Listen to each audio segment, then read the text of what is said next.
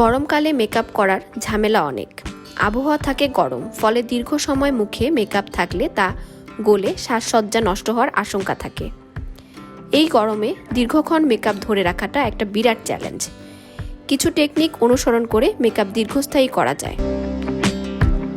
চলুন দেখে নেওয়া যাক কিভাবে এই গরমে আপনার মেকআপকে আরও দীর্ঘস্থায়ী করবেন। মেকআপ করার আগে ত্বক ভালোভাবে পরিষ্কার করুন। মৃত কোষ তুলে ফেলুন, কেননা মেকআপ মৃত কোষের সঙ্গে আলগাভাবে লেগে থাকে আর কিছুক্ষণ পর সেই কোষ সহকারে উঠে আসে। সারা মুখে এক টুকরো বরফ ঘষে নিতে পারেন, এতে ত্বক মেকআপের জন্য প্রস্তুত হবে আর বেস মেকআপও ত্বকের সঙ্গে ভালোভাবে লেগে থাকতে পারবে। শুরুতে টোনার ব্যবহার করুন, এতে ত্বক মসৃণ আর উজ্জ্বল দেখাবে।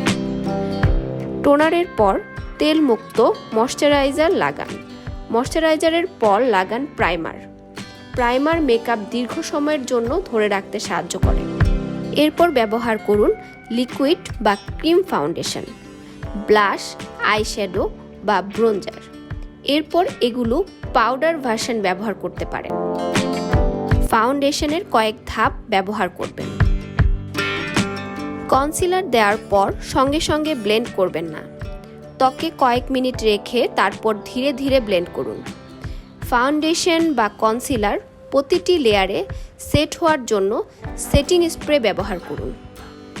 ম্যাট লিপস্টিক ব্যবহার করুন, ম্যাট লিপস্টিক দ্রুত উঠে যায় না।